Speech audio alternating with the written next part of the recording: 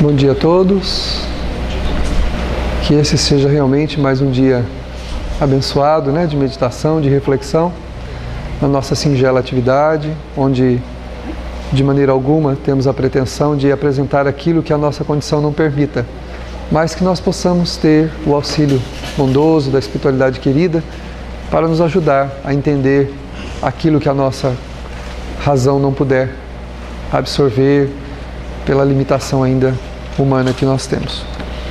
Nós estamos dando sequência ao livro Autodescobrimento, uma busca interior, a obra que nós usamos do espírito Joana de Ângeles para refletirmos nas manhãs de sábado na atividade denominada O Espírito em Foco, para que tenhamos a alegria de olharmos para dentro, já que, como sempre comentamos, temos mais facilidades em olhar para fora.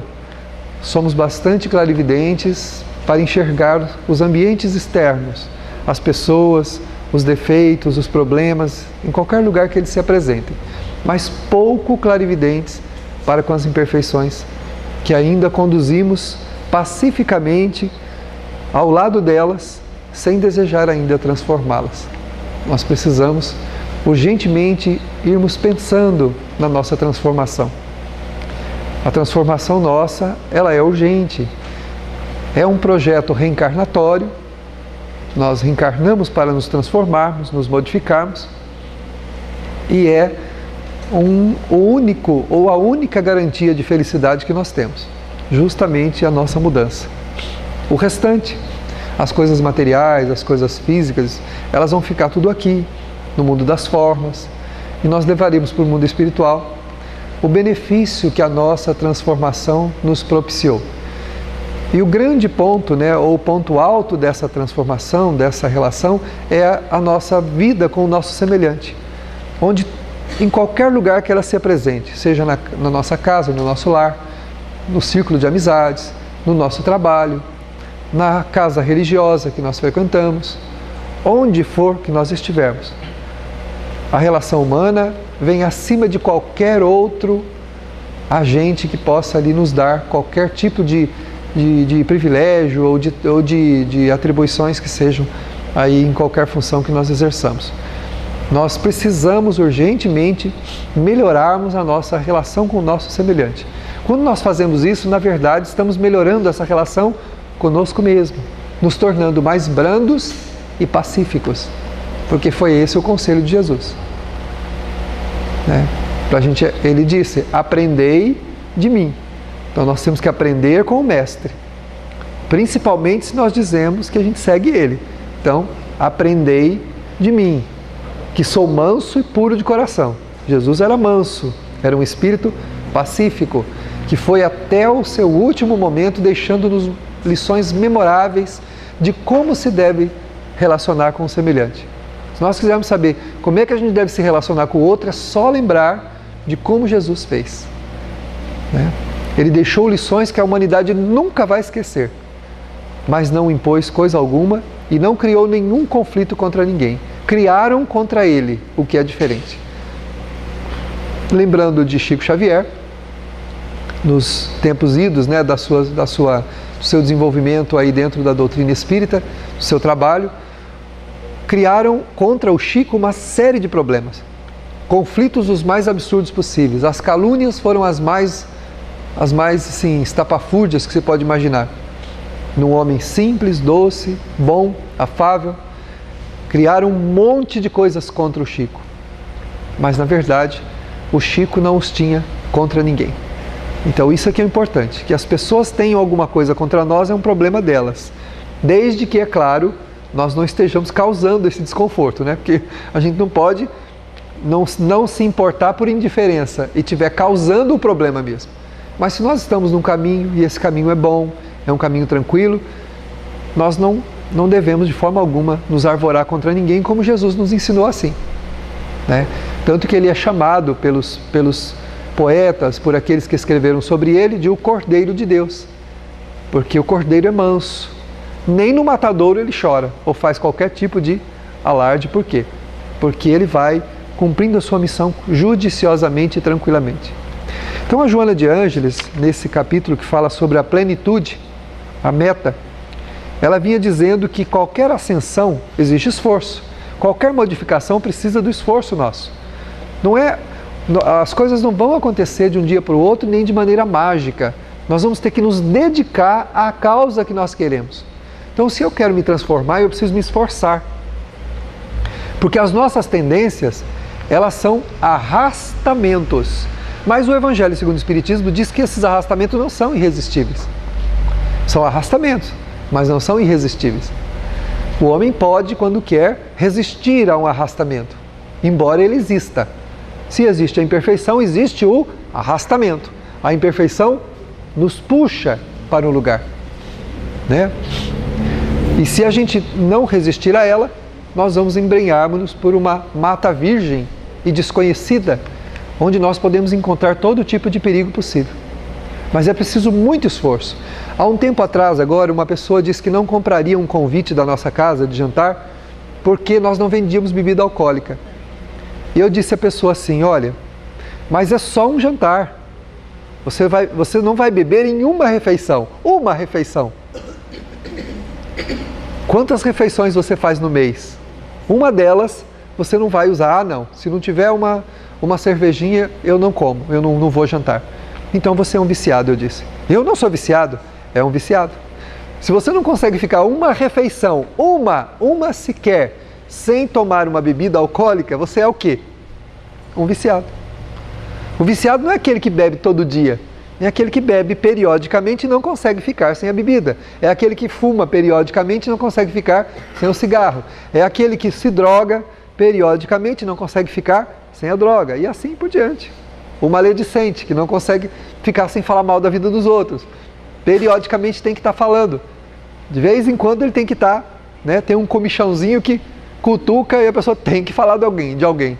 E assim vai, os vícios físicos e morais, quando nós não conseguimos nos abster deles, somos viciados. Estamos sob o jugo do vício. Não, eu controlo a minha vida. Tanto não controla que não consegue ir numa refeição e não tomar álcool. Numa! Então não controla a sua vida. O vício te controla. O desequilíbrio controla a sua vida. Porque quando a gente controla, aí tanto faz. Tanto faz. A gente chega numa mesa, num lugar que tem um monte de comida, de vários tipos de comida. A gente olha e escolhe aquela que a gente quer. O que a gente não quer, ninguém vai te obrigar a comer. Não, isso eu não gosto, eu não vou comer isso. E fica lá a comida, porque a gente não quer. Então, se a gente não faz isso com o restante, é porque a gente é um viciado. É ainda um espírito comprometido com aquele comportamento. Porque toda ascensão, diz a Joana, exige esforço. Muito esforço. Nós precisamos nos esforçar. Tanto que Kardec, no Evangelho segundo o Espiritismo, ele diz que o verdadeiro cristão e o verdadeiro espírita é aquele que faz grandes esforços para domar suas más tendências. Então não basta um esforço qualquer, é preciso um grande esforço. Porque nós temos tendências e elas são arrastamentos. Elas puxam a gente para o lado que a gente não quer. Mas a gente pode resistir, porque ninguém está livre, está encarcerado, né, que não tem o seu livre-arbítrio nas suas decisões. Então a mudança que se faz com frequência, notada ou não, são as metas da sociedade progressista que se opõem, que se operam por força das próprias conquistas. Então, qualquer mudança, notada ou não, ela se transforma num progresso para o espírito e para a sociedade onde ele vive, mesmo que ele não perceba. Geralmente as mudanças, as mais significativas, elas não são percebidas. Elas se operam na intimidade nossa, lá na nossa profundidade, e quando a gente se dá conta, faz muito tempo que a gente não está fazendo aquilo que a gente fazia. A gente percebe, fala, meu Deus, olha, faz tanto tempo que eu não faço determinada coisa. A gente percebe que já faz um tempo que a gente não tem necessidade de alguma coisa que a gente tinha constantemente. Essas são as mudanças que vão sendo observadas e que acabam influenciando a sociedade como um todo, na sua expressão de grupamentos de pessoas que convivem juntas, né? Então, à medida que a gente vai mudando, né? Que essa mudança que se faz com frequência, não é aquela mudança que a gente finge que faz, mas não faz, mas aquela que a gente vai trabalhando para mudar. A gente percebe, depois de algum tempo, que a gente já não está mais do jeito que a gente era. Mas só muito tempo depois. O Evangelho segundo o Espiritismo diz assim: o homem bom não sabe que o é. O homem bom não sabe que é bom. Porque aquilo é tão espontâneo nele, aquela atitude, que ele acha estranho que alguém encontre nele uma virtude em alguma coisa que ele acha que todo mundo devia ter. Eu vi um filme, esses filminhos que eles colocam na internet e tal, para passar um conceito moral. Um rapaz viaja de um país e vai para um outro país, de cultura, não é inferior à sua, mas de hábitos mais grosseiros que o do seu país. Chegando lá, ele para no lugar que tem um trânsito infernal, tudo bagunçado, e vê uma senhora que está tentando atravessar um pedacinho de uma viela, e ninguém ajuda, não acontece nada. Ele olha de longe, vai lá, toma ela pelo braço e atravessa, chegando do outro lado. Todo mundo para e fica olhando para ele. As pessoas estão nas imediações, todo mundo olhando para ele, por ter atravessado a velhinha. E uma das pessoas se aproxima dele e fala assim, uma senhora: meu filho, onde você foi educado? E ele vira assim e falou assim: mas por quê? Vocês não fazem isso? Ele virou para a senhora e falou: mas vocês não fazem isso? Vocês não ajudam os seus velhos a atravessarem as ruas? Ele de maneira alguma ele acreditou que ele estava fazendo alguma coisa de especial. Porque isso já estava onde? Na sua natureza. Fazia parte de uma conquista que ele já havia empreendido. Alguma coisa que já fazia parte dele. Por isso que o Evangelho diz: o homem bom não sabe que o é. Porque a bondade faz parte das fibras profundas do seu coração. Então tudo que ele faz é a expressão da bondade, sem que ele precise pensar a respeito dela. Enquanto nós tivermos que pensar a respeito de uma atitude benévola que a gente tem que tomar, é porque nós estamos aprendendo. Quando a gente tomar essa atitude espontaneamente, é porque já aprendemos. Aí então, a bondade já se tornou um sentimento para nós. A princípio, a bondade é uma proposta. A princípio, a bondade é uma proposta, para depois tornar-se um sentimento, que é quando então o espírito faz o seu aprendizado na Terra. A benfeitora Maria Dolores me disse uma vez que nós precisamos criar uma memória emocional a respeito de tudo aquilo que a gente quiser aprender. Ela diz: faça uma coisa até que você sinta que aquilo é bom. A partir do momento que você sentiu que aquilo é bom, nunca mais você vai esquecer. Que é quando nós saímos da proposta e desenvolvemos o sentimento. A gente deixa apenas de propor, deixa apenas de repetir o ato maquinalmente e passa a sentir o que nós queremos. Aí sim, nesse momento nós aprendemos. Aí nunca mais a gente vai ser diferente. Como o rapaz que achou profundamente espontâneo ver uma senhora tentando atravessar a rua e ir lá, dar o braço e atravessá-la. Não foi preciso que ninguém dissesse a ele, nem que ele pensasse a respeito. Ele viu, imediatamente já foi para lá e fez o que cada um deveria fazer, o que todo mundo deveria. Todos estavam preocupados com suas vidas. Aquele corre-corre, aquele anda para lá, anda para cá, anda para lá, anda para cá, mas ninguém estava preocupado com a senhorinha que estava lá tentando atravessar a rua. Mas para ele não foi um ato pensado, porque esse ato já estava incorporado. É um ato incorporado e não um ato pensado. Por quê? Porque a proposta deixou de ser proposta e transformou-se em sentimento. Disse a benfeitora: crie uma memória emocional a respeito de tudo aquilo que você quiser aprender. E aí você nunca mais vai esquecer. Faça até sentir que é bom. Repita o gesto. Diz o Emmanuel: faça primeiro por disciplina, para que depois o ato te seja espontâneo. Então a gente aprende por disciplina, para criar espontaneidade. Falar: então como eu não sinto ainda, então não vou fazer. Entendeu? Estou passando, vejo a coitadinha que atravessar a rua, falar: ainda não estou sentindo nada, e vou embora. Né? Para sentir eu tenho que fazer. Faça por disciplina. Vou me disciplinar a agir desta e daquela maneira. Vou me disciplinar. Eu quero ser bom.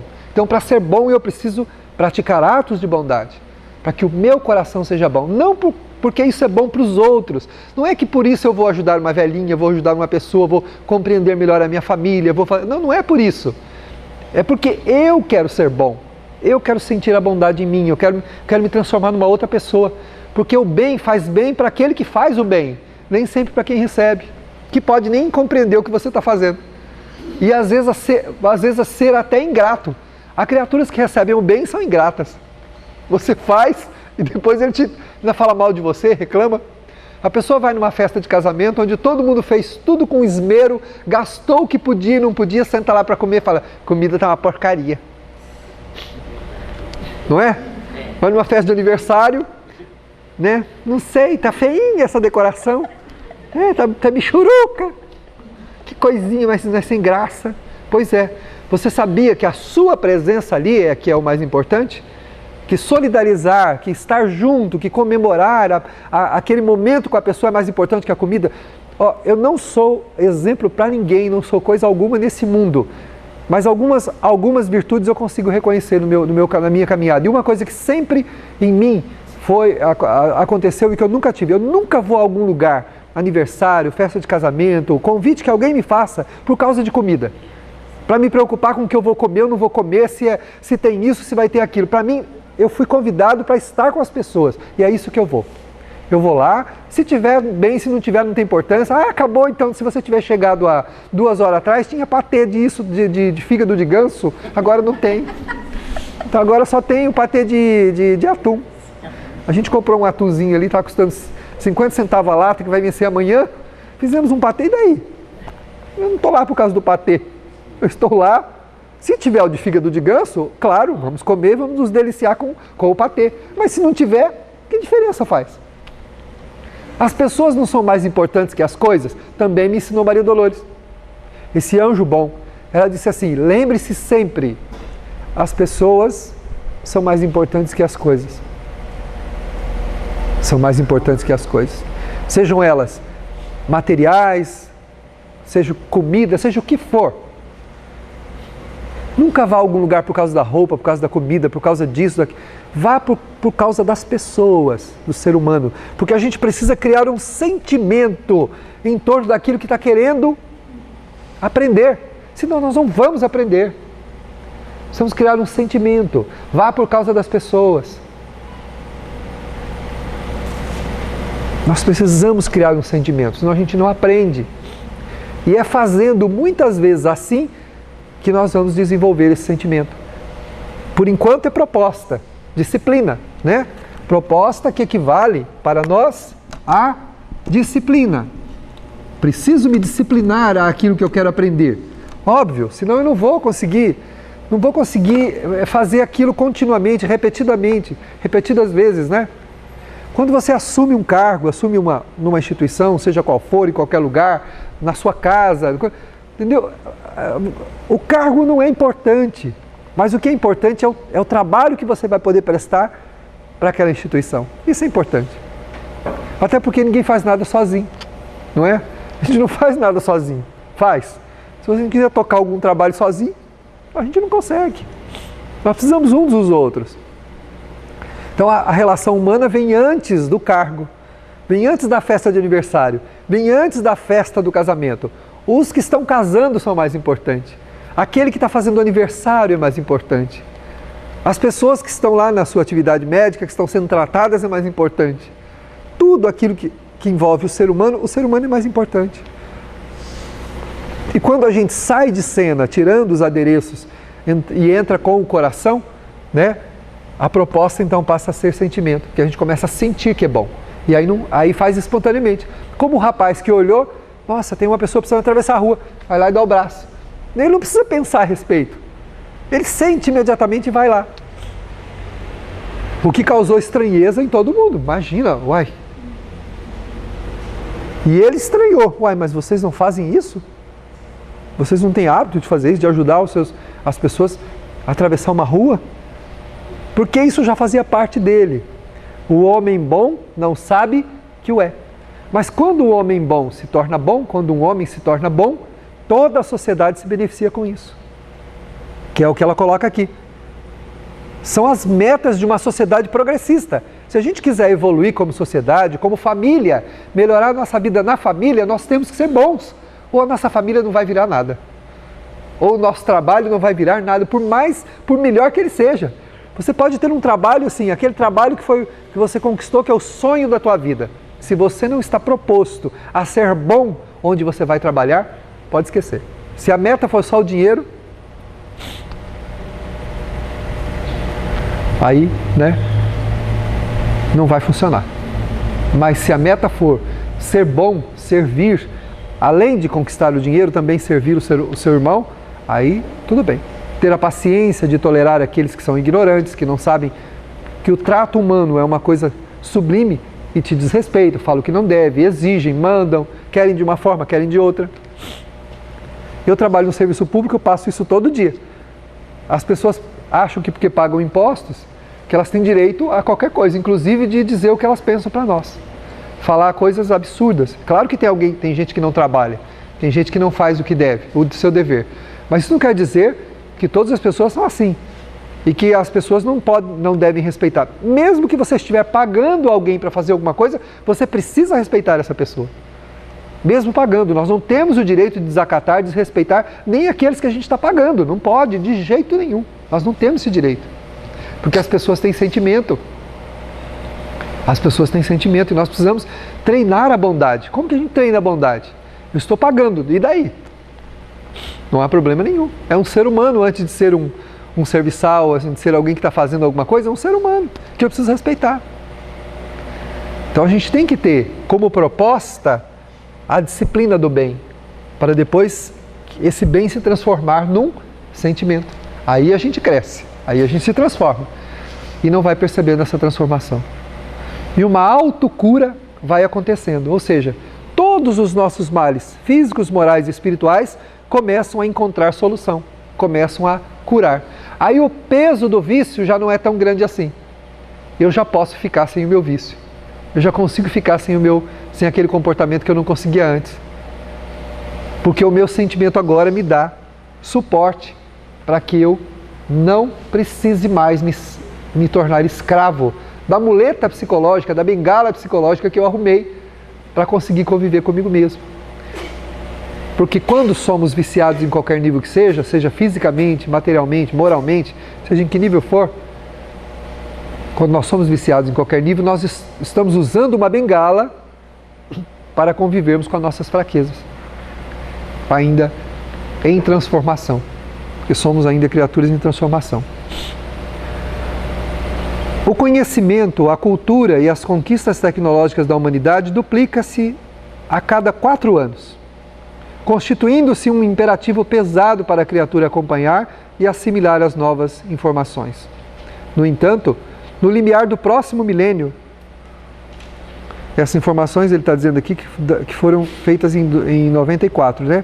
1994. Então, no limiar do próximo milênio, essas aquisições serão de tal monta que se fará a duplicação em apenas 20 meses.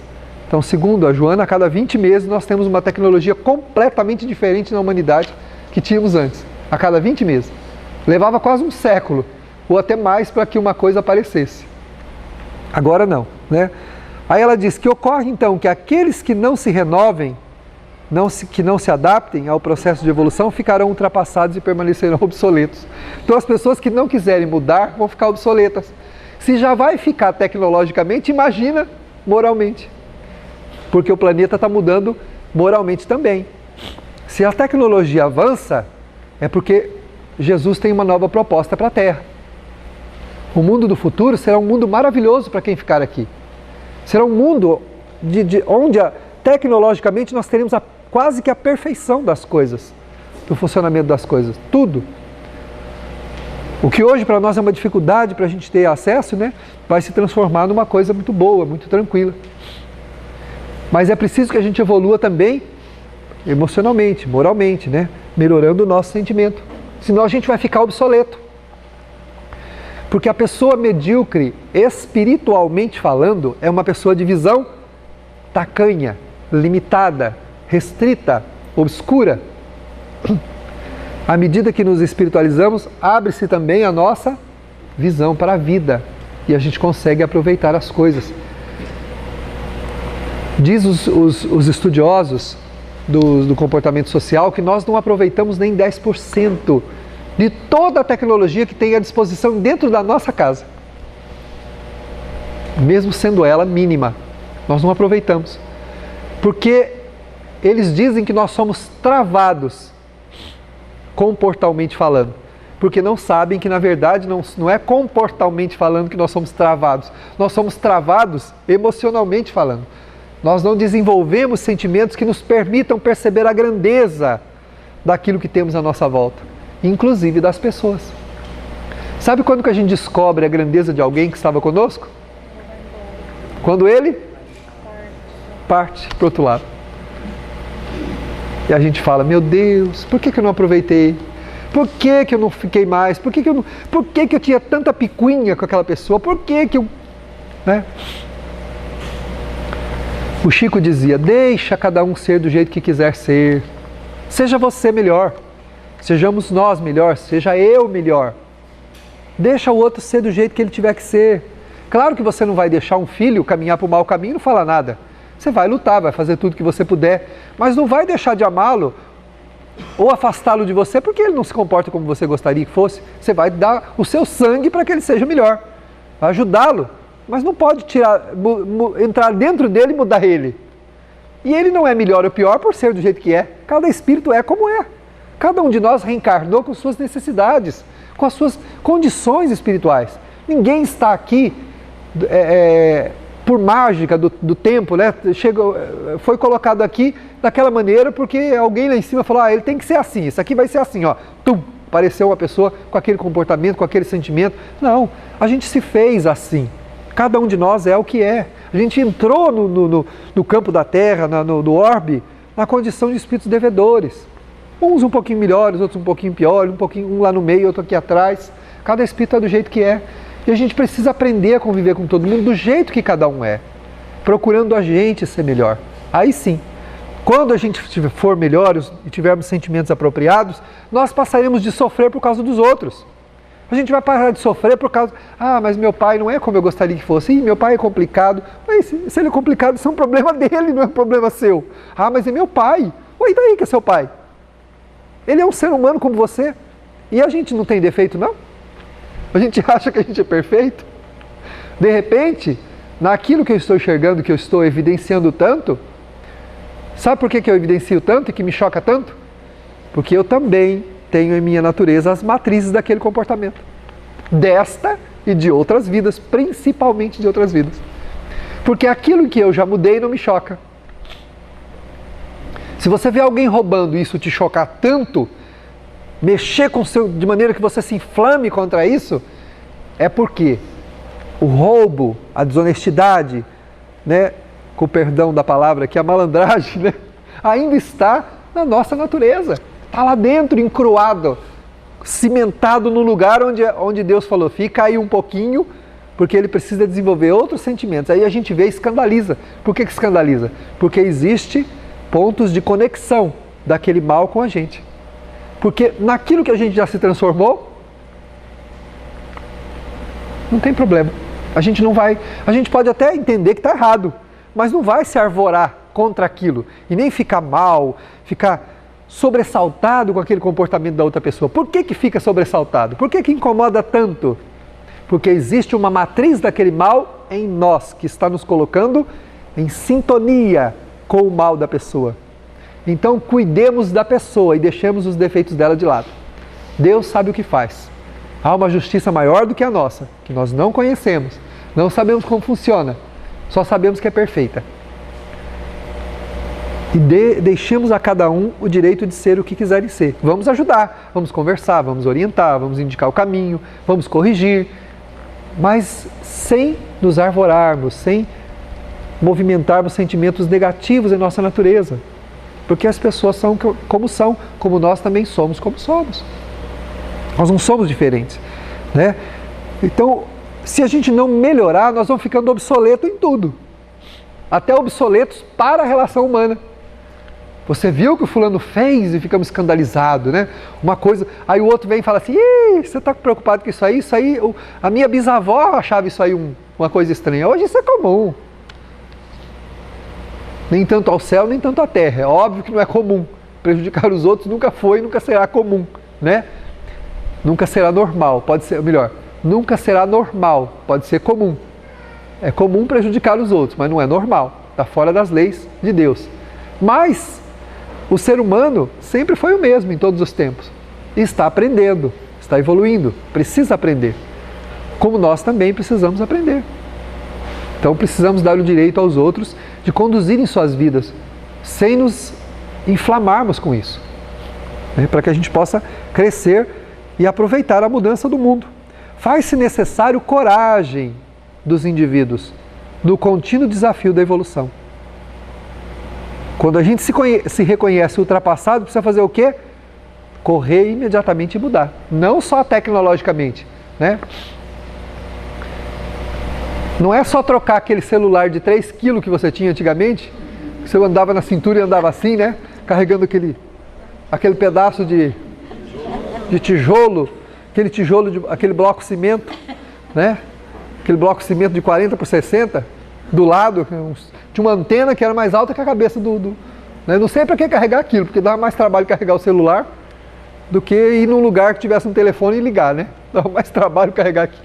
Não é só trocar o seu celular por um que agora você, né? Pega o levezinho, ele cata o dedinho e faz assim, ó.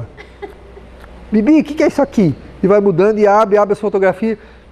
Ele que descobriu para mim, eu falei assim, gente, onde está a câmera do meu... Onde é que está o zoom da câmera do meu celular? Não consigo achar digital. E eu lá tirando fotografia, vendo ele eu aprendi. Ele catou o meu celular e falou que ia tirar uma foto do pai dele na água. E virou o celular e fez assim com o dedinho, ó. Fez assim, ampliou a tela. Falei, achei o zoom. Achei o zoom. Pronto, achei o zoom. Só que eu achei que aquilo lá só funcionava quando tivesse uma imagem já. Você ampliaria a imagem, né? Não, amplia também a imagem que você vai fotografar. E eu procurando o zoom no celular, que nem máquina. As máquinas antigamente tinham o zoom, né? E eu, onde está esse zoom? E o Levizinho foi lá com o dedinho assim. Pronto. Achou o zoom. Falei, muito obrigado, meu filho. São os seres da tecnologia, estão nascendo prontos já. Tudo prontinho. Quem que ensinou para ele? Ninguém. Ninguém. Ele sabe que é assim. Foi lá e com a mãozinha. Pronto, achei o zoom. A gente precisa fazer isso, aprender, né? Aprender a dar zoom na vida, né? Dar o zoom, né? Dar o zoom, abrir, ampliar as telas da vida e não ficar enxergando aquela coisinha embaçada, né? Não vendo, será que eu estou vendo? Será que eu não estou vendo? Ampliar a nossa relação com o nosso irmão, ampliar as nossas relações humanas. E ampliar não é juntar mais gente para nossas relações humanas, né? Não é sair por aí catando todo mundo e você é amigo de todo mundo, não é isso. É ampliar a relação com o outro, melhorar essa relação. Melhorar. Dar qualidade a ela. Para que aconteça um progresso também dentro de nós, não só um progresso fora de nós. Né? Adianta muito nós vamos colocar agora um projetor aqui, que a gente consegue passar as imagens de dia, com tudo aberto. Adianta eu fazer isso e nenhum de nós mudarmos por dentro? Projetarmos imagens bonitas, vídeos bonitos, belos, e ficar só ali na parede, só na tela ali. E a nossa relação com o outro? E aí, se engalfinhando um com o outro, né? Um mordendo o outro, arranhando, brigando, ciumando. Adiantaria muito isso? Não. Então, junto com a tela que melhora, temos que melhorar também a nossa relação com o nosso irmão.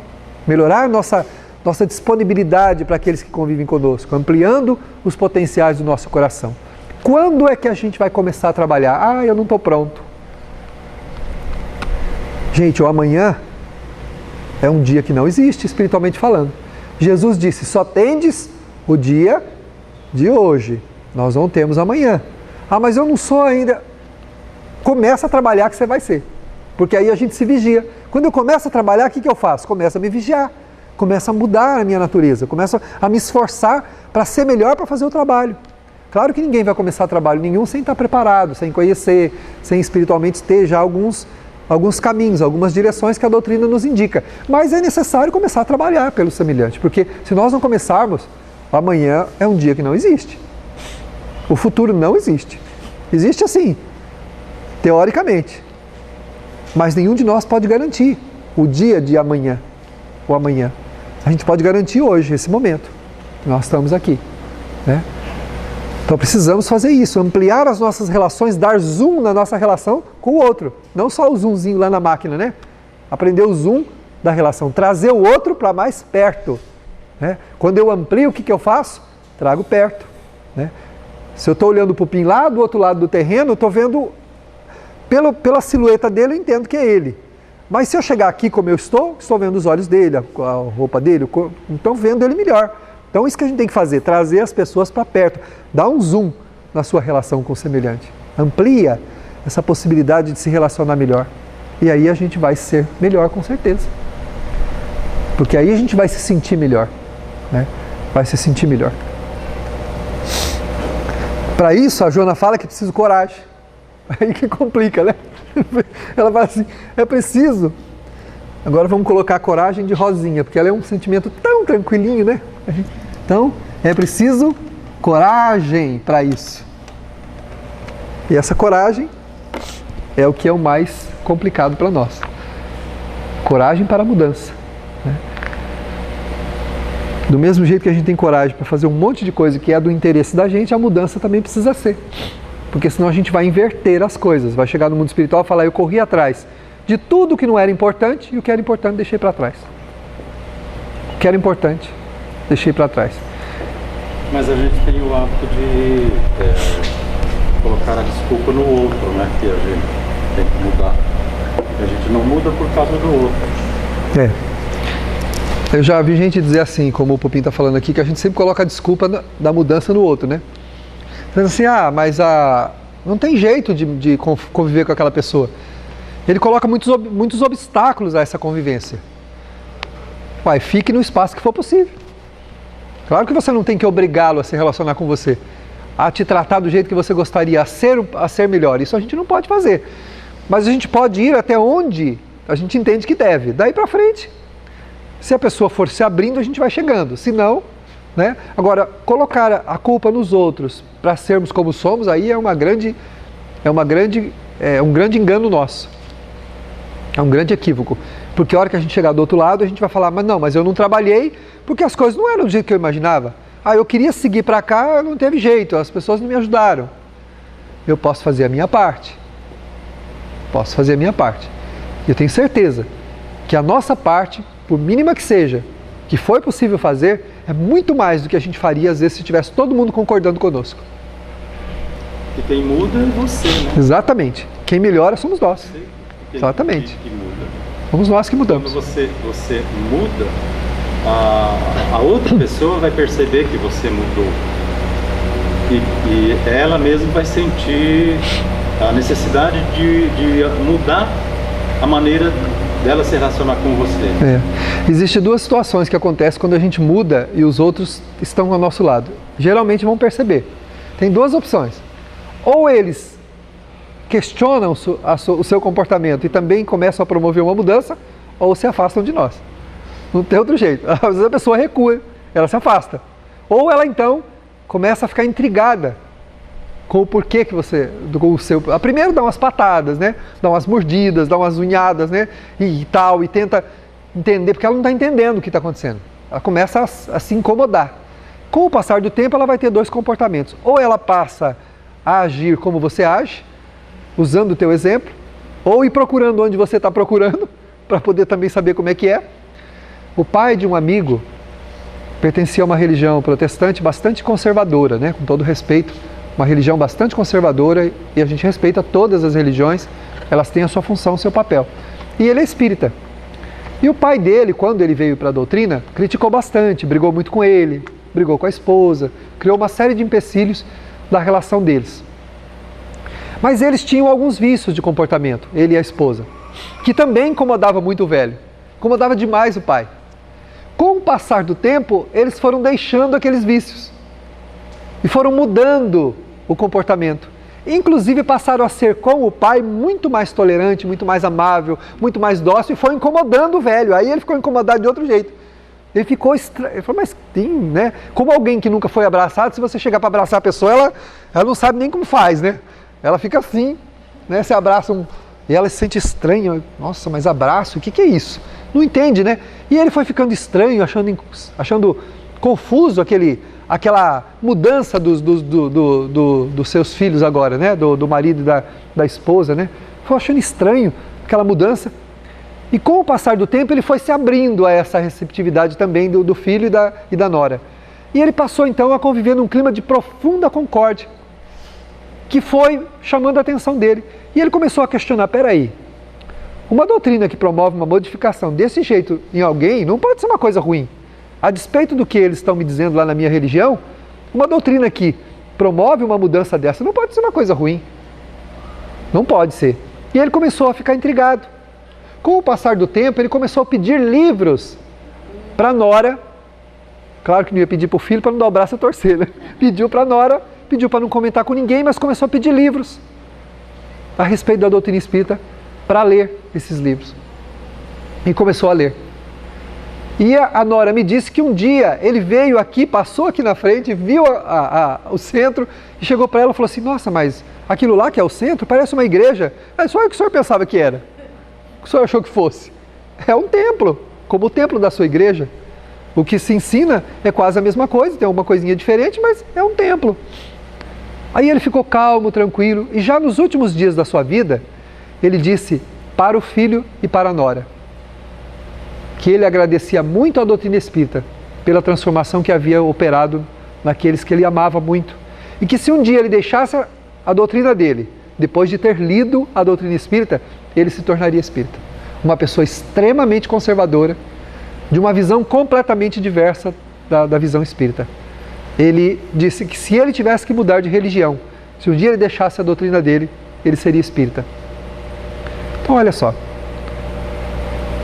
A gente muda. Aí o que acontece com o outro?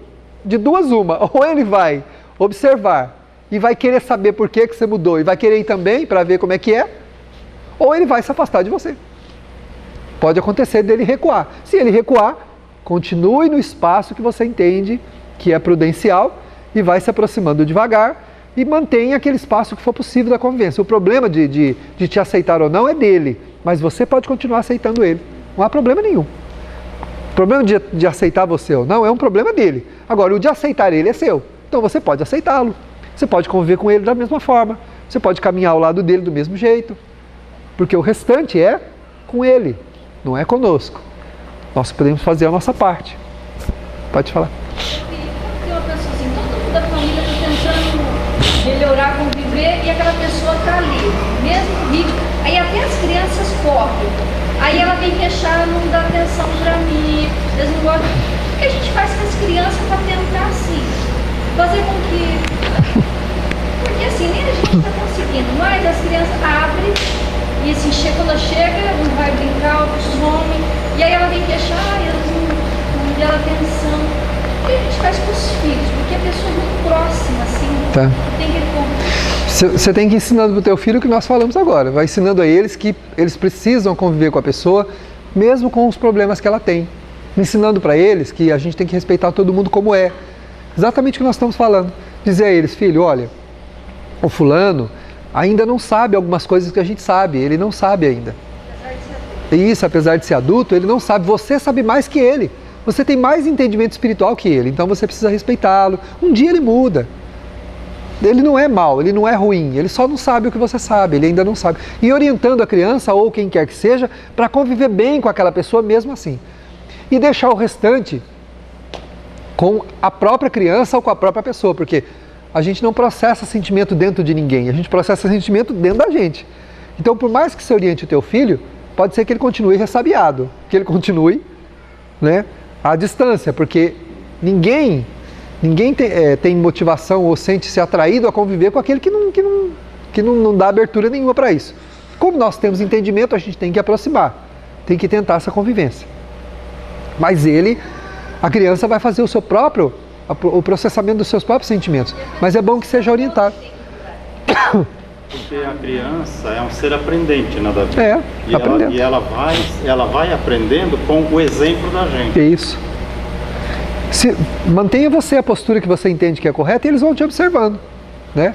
E deixa eles terem a reação que eles tiverem que ter, né? Se a pessoa não tem nenhuma preocupação em ser diferente, em mudar, ela está colhendo, que coitada, está colhendo os efeitos daquilo que ela está plantando ao viver assim.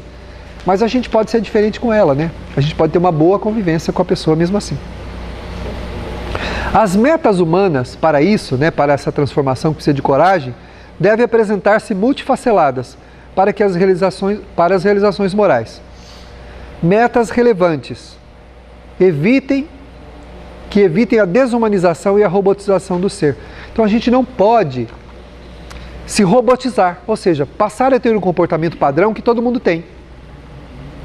A gente precisa desenvolver o nosso sentimento, ter o nosso comportamento, de maneira a que a gente consiga ter uma característica afetiva própria, que só vai ser desenvolvida nas propostas, na disciplina do bem que a gente empreender. Quando eu tenho uma proposta do bem, tenho uma disciplina em torno desse bem, eu vou desenvolvendo sentimentos que vão me ajudando a ter uma vida melhor. Não é por causa dos outros, mas é por mim mesmo, para a minha felicidade. Para a minha felicidade. Para que eu não me torne um robô, fazendo o que todo mundo faz, agindo como todo mundo age, porque a sociedade age assim, eu também vou agir. Eu nunca em toda a minha vida tive problemas maiores por não viver com as pessoas como elas vivem. E já tive muitos problemas de enfrentamento nesse sentido, as pessoas me cobrarem, determinarem, dizer isso, dizer aquilo. Na própria família a gente tem, na própria família. Mas eu não compreendo que deve ser assim, então eu vou viver como? Sem confrontar com ninguém, eu vou viver como eu entendo que eu devo, né? A criatura humana necessita de adequação de suas metas, valores espirituais, aos valores espirituais que ultrapassam os limites da barreira corporal. Nós não somos só um corpo, a gente precisa ter metas espirituais. O que eu quero ser espiritualmente? Porque materialmente a gente já sabe. O jovem começa, ele sabe, eu quero ser médico, eu quero ser engenheiro, quero ser isso, quero ser aquilo, mas espiritualmente a gente quer ser o quê? O que eu quero me tornar espiritualmente? A meta de todos nós deveria ser, né? Deveria ser nos tornarmos bons. Essa deveria ser a meta de todos nós. O que você quer como ser humano, espiritualmente falando? Eu quero ser bom. Somente a bondade traz a felicidade. Não existe outra maneira de sermos felizes. Pode tomar todos os antidepressivos que você encontrar no mercado, os mais de tecnologia mais avançada possível, as medicações, as terapias, o que você quiser fazer. Pode fazer todas elas. Elas são boas, ajudam muito, mas não resolvem. Por isso, elas são terapias alternativas. Elas ajudam, mas não resolvem. Elas ajudam, mas não resolvem. Só tem um jeito de resolver: sermos bons. Jesus disse que o Pai é bom. Deus é bom. Deus é justo e bom. Sede perfeitos como vosso Pai Celestial é perfeito. Qual é o atributo de Deus, segundo Jesus? Bondade e justiça. Sem sermos bons, não tem como ser feliz. A gente pode encontrar algum conforto, algum bem-estar, alguma coisa que a gente vai fazer, mas é tudo momentâneo. Estar perenemente bem, como estavam e estão os grandes homens da humanidade, isso só sendo bom. Chico era feliz por quê? Porque era bom. Francisco de Assis, São Francisco, era feliz por quê? Porque era bom. Olhava para a natureza e viu o amor em tudo. Entrou um leproso na vila, todo mundo fugiu. O Francisco foi lá. Francisco, você está louco? Você vai pegar lepra.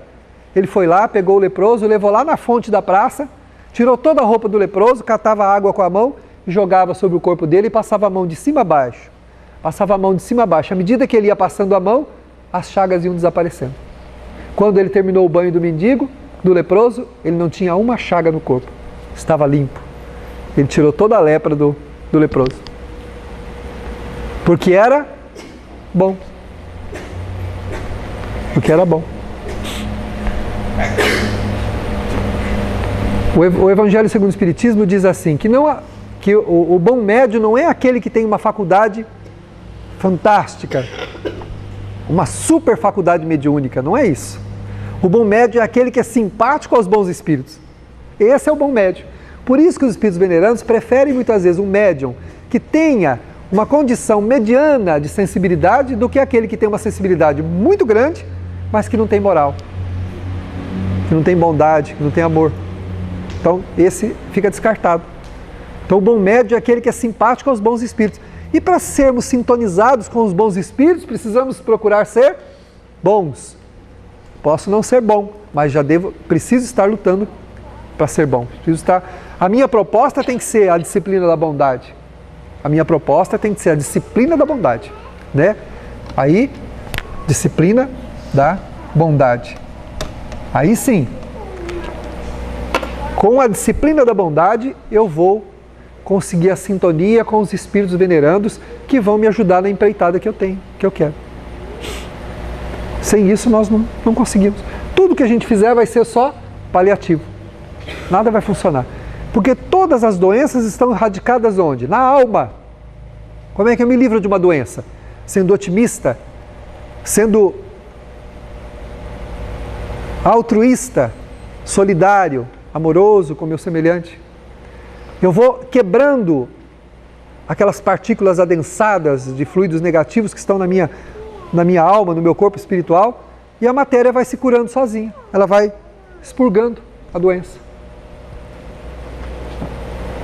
Com a mudança verdadeira, o corpo responde. Até o tratamento responde. Enquanto que o outro toma um monte de medicamento e não vira nada, o outro toma um só e já melhora. Por quê? Porque está receptivo. O que a gente tem que fazer? Estar receptivo ao bem, sendo bons. A gente recebe o bem até mesmo da medicina, né, para que os tratamentos funcionem, mas eu preciso estar receptivo, preciso estar atraindo para mim o recurso, senão não funciona. O medicamento entra no meu organismo e vai embora do jeito que entrou. Tem um efeito lá meia boca e vai embora. Como diz o caipira, né?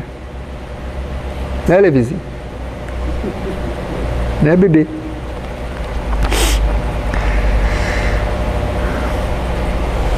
Então olha só que ele fala, que a Joana fala, a criatura humana necessita da adequação das suas metas aos valores espirituais. Eu preciso, tudo aquilo que eu desejo da vida, eu tenho que lembrar também que eu sou um espírito, eu tenho que adequar minhas metas. O que eu vou fazer é bom espiritualmente para mim ou é ruim? De repente vai me dar muito dinheiro, vai me trazer muito, materialmente, muita coisa boa, mas espiritualmente traz alguma coisa boa? Se não trouxer, melhor não fazer. A minha meta tem que estar ligada ao meu espírito, àquilo que espiritualmente é bom para mim. Se não for bom, não faça. Só por dinheiro, não faça nada só por dinheiro. Não faça não. A gente fala, eu não estou ganhando o suficiente que eu queria, as coisas... Mas você está fazendo tudo corretamente? Está fazendo judiciosamente? Se está fazendo, tudo bem. O trabalho vai ter o seu resultado no tempo. Né? Num primeiro momento, como é natural, as metas educacionais formarão um cabedal de conhecimento. As familiares ensejarão a aprendizagem no laboratório doméstico, desenvolvendo os sentimentos do amor, do interrelacionamento pessoal, e as sociais ampliarão os círculos de afetividade. Quais as metas que eu tenho para com a minha família? Se eu tiver metas boas para com aqueles com quem eu convivo, provavelmente toda a minha vida de relação com a minha família vai ser boa. O que eu quero na minha vida com a minha família?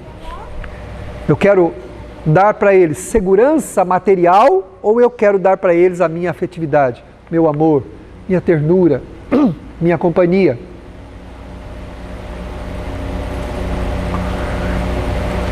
Às vezes você dá um brinquedo para o seu filho, você dá um presente para ele, caríssimo. E ele fica empolgado na hora que recebe, mas depois coloca lá num canto, porque na verdade não é isso que ele quer. Ele quer você. Ele quer a mim, quer você. Ele não quer o que você está dando para ele, quer a tua presença. Você pode comprar um presente aqui valioso e mandar para o teu filho, lá onde ele está. E ele vai receber, vai lembrar, vai falar, nossa, que bom, meu pai e minha mãe lembraram de mim. Né? Que coisa boa, né? Nossa. Passado esses minutos iniciais, sabe o que ele vai desejar? que ao invés do presente ter chegado, tivesse chegado você. Ao invés do presente ter chegado lá, tivesse você chegado lá. Para ele, é mais importante. Estar presente na vida das pessoas é a coisa mais importante que a gente pode fazer. Ao invés de dar presente, né? É estar presente. Isso é mais importante. Então, quais são as metas para com a nossa família? A nossa presença? Eu posso não estar conseguindo dar materialmente nada para a minha família. Mas se eu estiver presente na vida deles, isso é tudo e é o mais importante. Porque é isso que vai influenciar a vida dele, a moral deles para o resto da vida. Para tudo que eles forem fazer. Nós somos mais importantes do que a gente pode dar materialmente falando. Porque há muita gente que dá muita coisa e nunca se deu para quem quer que seja. Nunca se doou, principalmente para a sua família. Socialmente a mesma coisa. O que eu quero? O que eu quero para a sociedade? Como eu quero colaborar com a sociedade que está à minha volta? Do mesmo jeito. Doando-me com afetividade, com bondade, para com todos aqueles com quem eu conviver. Aprender a perdoar, a ter paciência, a ter tolerância, a não guardar mágoas, não guardar ressentimentos, não guardar sentimentos ruins contra ninguém. Não importa o que aconteça conosco, não importa com quem... A gente às vezes fica bravo na hora, mas tem que rapidamente diluir aquilo, tirar do coração. Fala, esse não sou eu não sou assim. Né? Eu não sou assim. Então eu tenho que tirar isso do meu coração, aliviar, lançar fora. Para a gente poder ser feliz. Porque, na verdade, né, a afetividade é a coisa mais importante que nós viemos à Terra para desenvolver. A afetividade favorece as inter-relações humanas. Elas permitem ao espírito a aproximação com os corações. Quando afetuosos, mesmo que relegados ao esquecimento por alguns, ou rechaçado por outros, encontraremos no coração um ambiente muito próprio de tranquilidade, harmonia e de paz para vivermos. É preciso desenvolvermos a bondade, a afetividade, porque a afetividade é o sentimento sublime que motivou toda a caminhada de Jesus na Terra. Ele dedicou o seu afeto aos seus discípulos e a todos aqueles que o procuraram. Jesus tinha compaixão de todas as pessoas que se aproximavam dele. O seu amor infinito envolveu a todos como um colo de mãe, afagando a cabeça e o coração daqueles que sofriam, que retiravam dele o magnetismo necessário para as suas curas, para os seus males. Se temos algum mal, material, moral ou espiritual, seja no corpo, vamos buscar em Jesus o magnetismo da cura, para que sejamos limpos, não apenas fisicamente, mas espiritualmente. Ele disse, eu sou o caminho, a verdade e a vida. O que poderemos dizer também, eu sou o caminho da verdade e da vida. Sem Jesus não compreendemos nada, muito menos teremos a possibilidade de viver, senão vegetando nesta terra. Ele é o bom pastor que conduz as suas ovelhas ao aprisco seguro. Deveremos abraçar o seu amor através das causas benévolas que a humanidade nos oferece, em qualquer âmbito em que elas se apresentarem. Assim, procuremos, com muito carinho, vivenciar a bondade em nossos corações, para que a bondade nos redima e nos ajude a caminhar em paz. Que assim seja.